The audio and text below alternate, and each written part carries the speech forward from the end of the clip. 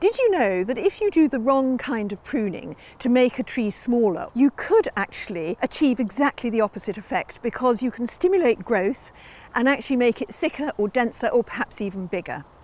It's Alexandra here from the Middle-Sized Garden YouTube channel and blog, and we're going to answer the top questions about tree pruning.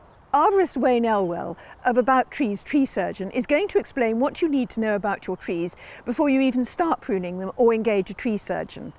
We'll talk about the different kinds of pruning that different sorts of trees need, when you should be pruning, how much it costs and how much you need to take off. I engaged About Trees to do the trees in my own garden. And I've got all sorts of different kinds of trees. I've got evergreens and deciduous, I've got bigger trees and smaller trees, and I've got older trees and younger trees. So there's a good selection of the trees that you might find in your garden. But firstly, when should you prune trees?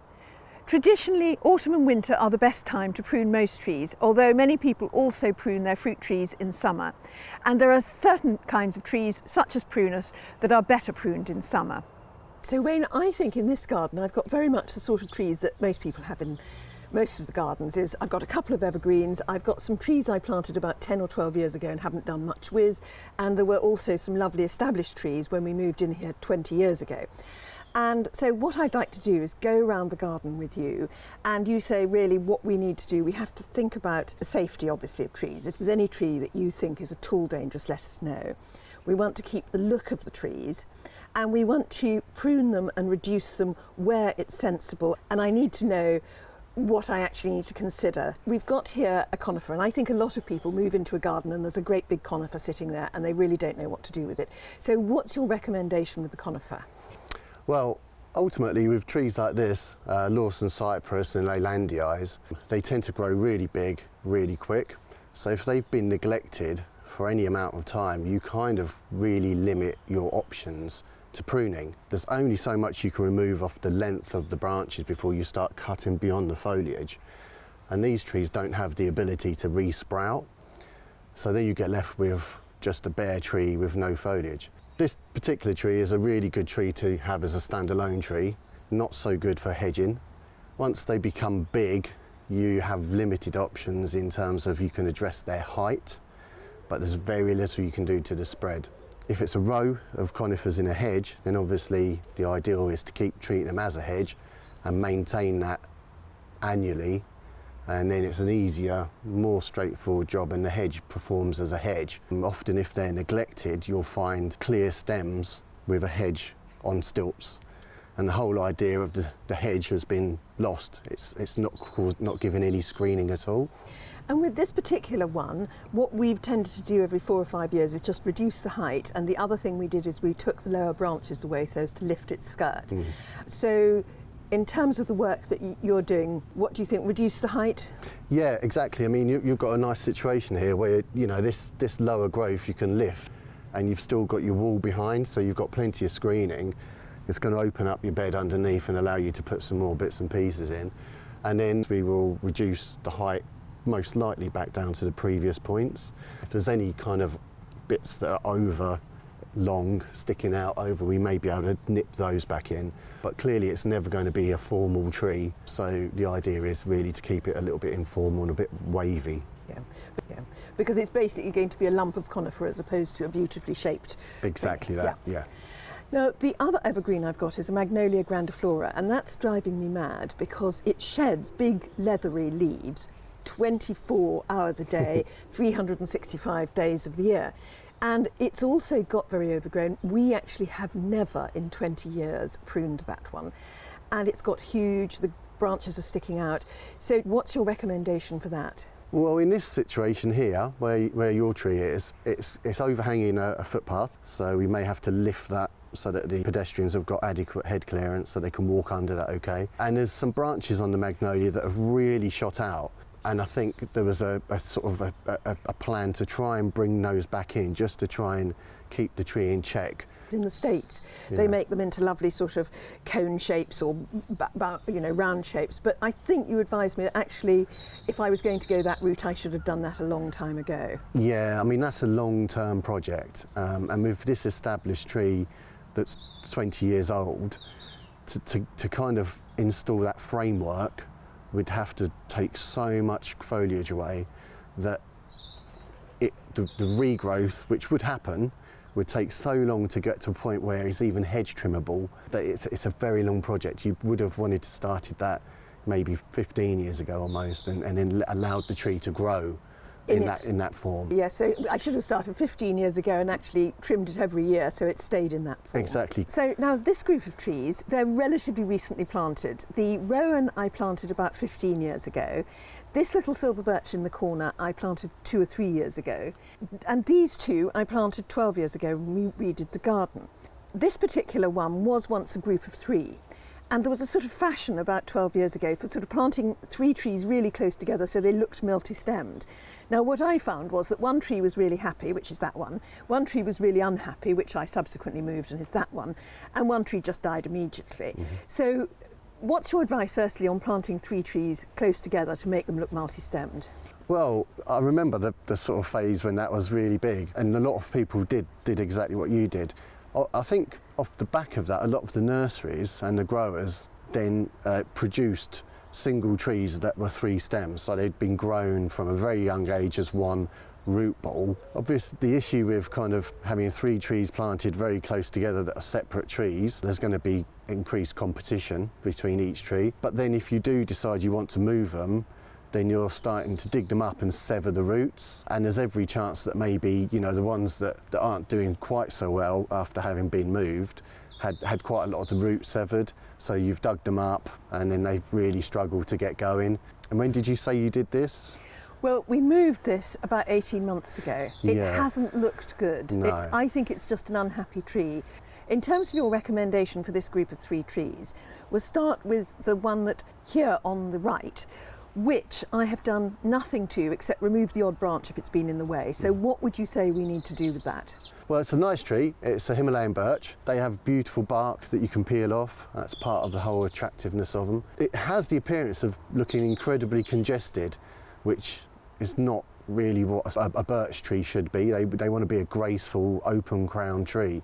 And you want a dappled sunlight passing through them rather than them casting a solid block of shade. It looks like the crown's really congested, but if you look a bit closer behind it, there's a wisteria, and to me it looks like the wisteria's kind of jumped across almost into the birch and now is climbing up through the tree as well. So you find the creeper has started doing what it wants to do and creep up through the tree. Some people like it because you get some beautiful flowers in the crown of the tree. Other people don't like it quite so much. Most arborists won't like it because based on trying to climb a tree and to try and do work to a tree when there's a climber in it is really difficult. And that climber could even be ivy, and the problem with ivy is that it then hides potential defects from the tree. So quite often you can do like an analysis of the crown of the tree, but if there's ivy or creeper or climbers in the tree, then it hampers that. A lot of people think that ivy actually kills trees.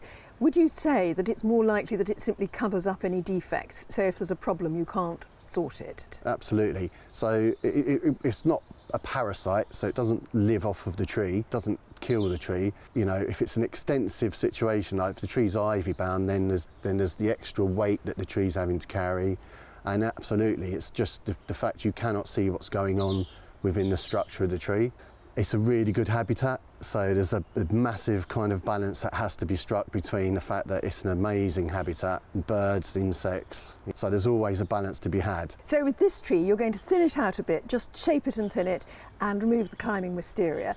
This tree that's not looking particularly well, your recommendation is really that we should remove it, I think, isn't it?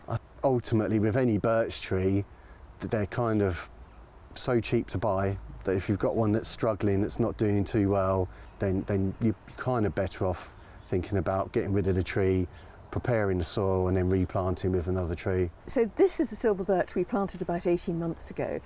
Now it's doing very well. I haven't done much to it. What would you recommend me doing over the next, say, 3 to 5 years to this very young tree? With young trees like this, it's a great time to start what's called formative pruning. And that is where you're looking at the tree as a young tree, trying to imagine how that form is going to translate to a mature tree and removing any issues before they become big issues. So you'll be looking at branches that are maybe crossing and rubbing, or if it's got 2 main leaders, where on a birch sometimes people want just a nice single stem tree, whilst the tree's really young, you can remove those and you're only making small wounds, rather than if you imagine 15, 20 years down the line and you decide you don't like that, then you're cutting a much bigger wound into the tree. So formative pruning is a really good thing to do to any young tree that's in your garden. And it carries on, it has decent, good effects for the future. And then also just behind us we've got a rowan, which is genuinely a native tree. What's your advice about native versus non-native trees? Well, I think everybody would agree native are better. Our kind of flora and fauna has evolved to be part of the cycle with those native trees. So putting those back in your garden is a really useful thing to do. So stuff like the rowan is incredible because you've got your berries coming out soon as well, so it supports the birds throughout the winter. A good thing to do is to look at what other trees are planted and that are thriving locally in your environment. It's like if you think of a beech tree, a common beech, it likes a chalk soil. So that's why you don't see them all the time around with oak trees, because the oaks prefer a different soil type. So Wayne, this is the biggest and probably the most spectacular tree in the garden. It's a Robinia frisia, and what I want to know is to make sure, because it's so big, that it's safe, and also because it's so beautiful, what we can do to keep it going, and is there anything we need to know about the next 5 years in terms of maintaining this tree? Yeah, I mean, this tree is the absolute specimen tree of the garden, especially this time of year. It's looking incredible, absolutely beautiful. It's a mature tree, it's overhanging a neighbouring property as well, so we're going to consider the safety of the neighbours. Mainly we'll be looking at dead wood. Robinias tend to produce a little bit of dead wood, not normally something to worry about in terms of the health of the tree, but obviously you don't want dead wood falling out, and damaging property or people. So we're going to look at removing the dead wood from this tree. There's also, I think about 5 metres above ground level, you've got the tree bifurcates, it goes into two leaders, and it's got a very tight fork. We call that an included union. Now they can sometimes have a greater propensity to fail, so what we're going to do is we're going to try and relieve some of that leverage on that fork, and we're going to remove the dead wood, and we're going to carry out a really subtle crown reduction. It's really surprising that the massive gains you can make in stability by removing not too much of the tree. So the tree will still look like a Robinia pseudoacacia, it'll still look like a lovely tree, but you'll be able to sort of feel a little bit easier that the dead wood's gone and we've addressed something of an issue. So can you tell me when somebody needs to call in a tree surgeon or an arborist and what they need to look for? If you care for your trees and they're an asset for you, anytime you consider doing anything to your tree, you want to take advice on that. I mean, it's important to remember you can have an accident and fall from 2 metres and break a bone. So, it's worth considering if you're thinking about leaving the ground, it is definitely worth considering getting a tree surgeon and arborist in to give you some advice. But they'll also give you the right advice based on the tree species and what will respond, how the tree will respond to that pruning. Tree surgery is split very much between the practical kind of aspects, and they are using a chainsaw on the ground, felling trees, using a chainsaw from a rope and harness, being qualified in rescuing somebody if they get stuck up a tree or injure themselves. And then there's the how a tree works, the soil conditions, the response tree will have to being pruned. The Arboricultural Association is kind of our lead body that promotes tree work to the general population. There's a lot of good pages on there that tell you what you want to be looking for. There's lots of review sites people can use now, and you get feedback on how people have found dealing with companies. When I redid the garden, which was 12 years ago, I just wanted not to see the railway gantry from the garden. So I planted a row of fruit trees. And looking at it now, I think I probably overplanted, because we've got a quince, a crabapple, a Turkish cobnut, and then there's a Prunus ceracifera nigra. And that last one, the Prunus, is looking a bit sad.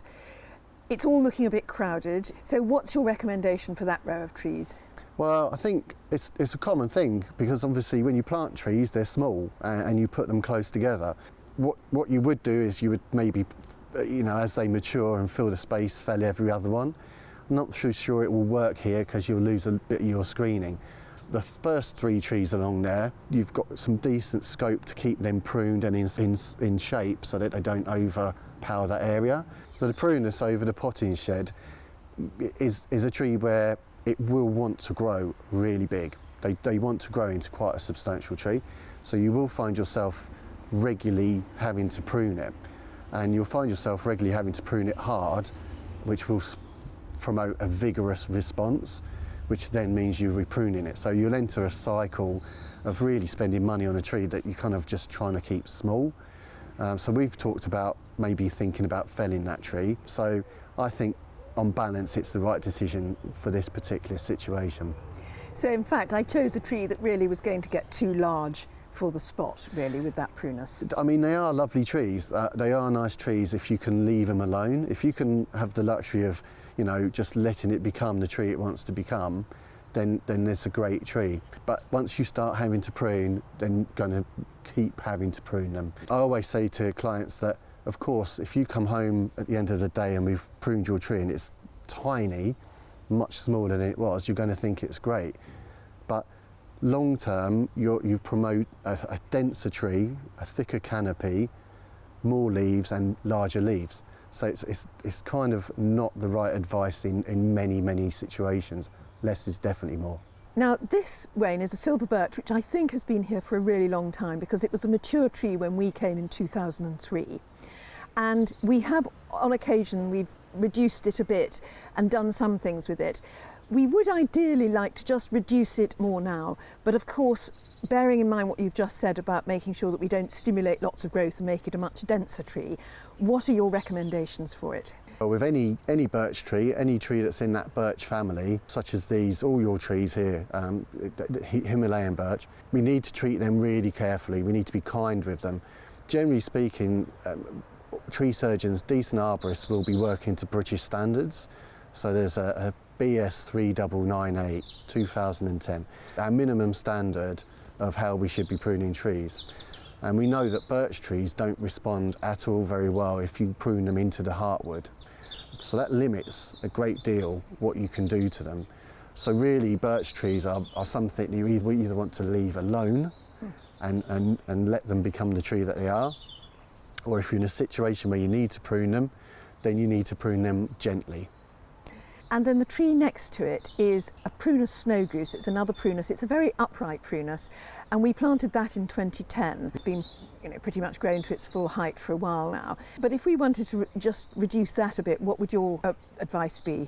Well, with this tree, we've had a look at it, and there's a couple of low branches there's one in particular that's starting to kind of grow and almost suppress a really lovely liquid amber, a sweet gum that you've got nearby. So I'd sort of say to remove this small branch and give the liquid amber a better chance to become a bit more filled in on both sides of the crown. And there's a couple other little branches coming out from that same area that you could prune and give the tree a much more upright appearance.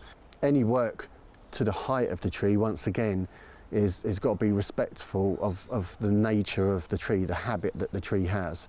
And the tree's a very upright tree. So what you don't want to do is just go straight across the top, because you've lost the way the tree should look. And you also mentioned the liquid amber, which I planted there in 2017. There was actually another tree that was further down the border, but I took that out. It wasn't doing very well, and so the liquid amber I had put further into our garden and further away from boundaries and things. Now that sort of seems to be fine. Is there anything I should be thinking about at this stage? Reducing a tree that's going to continue growing is always going to be something you're going to have to maintain, because Mother Nature has dictated that tree wants to become like in your liquid amber's case, it wants to become quite a tall columnar tree. So there's not a lot we're ever going to do to stop that, but there is work that we can do. If you need to keep it within a certain size for its environment, then of course you could prune it, and you could set a regime where you get somebody in once every 5 years to look at, reducing it again, and then maybe coming back to the previous points where it was done before. In terms of the silver birch, if I want to restrict its growth in as practical a way as possible, would we be returning to that, say, once every 5 years, or what would your recommendation be? Every situation is different, so it does depend on where the environment is and what the tree's doing. But I think if you're pruning a tree and you're doing it in a sensible manner, and you're not jumping into the tree and taking huge branches and removing loads of the foliage, then with a birch you're probably looking at a 5-6 year cycle, I would say. Of course, one question that we all ask is how much does it cost to engage a tree surgeon? And I think we have to be very honest about this. It is one of the bigger investments in maintaining your garden. It depends on what currency you have and where you live, but if you have a very small garden, you're talking about hundreds. And if you have a middle-sized garden like mine, you would certainly be thinking about starting in the low thousands. However, there is a saying that there's no such thing as a free lunch, and there probably ought to be one saying there's no such thing as a cheap qualified tree surgeon, because they have a lot of equipment to buy and maintain and skills to update. There are cowboys out there, and last year I opened the door to someone who claimed he was doing tree surgery in my next door neighbour's garden. And I talked to him for a while, and it became obvious he didn't really know anything about trees. And as I actually started to ask him more questions and he realised he was being rumbled, he became quite abusive and actually quite frightening, and I shut the door on him. But I'm very glad I didn't fall into the trap of thinking I could have my trees pruned cheaply by someone who just knocks on the door. And one good way to find good tree surgeons is to ask around. I engaged About Trees because they did a beautiful job on a friend's garden who had some very neglected trees there.